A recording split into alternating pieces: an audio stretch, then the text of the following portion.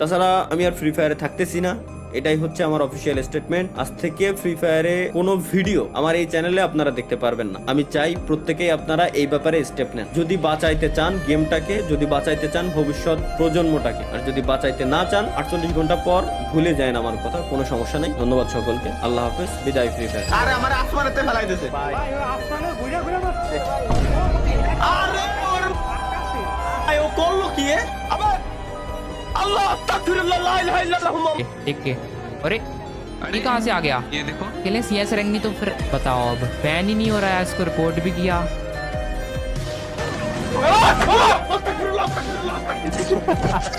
Last আমি একা live, সামনের দিকে গেল, মাথা ঢুকলো না।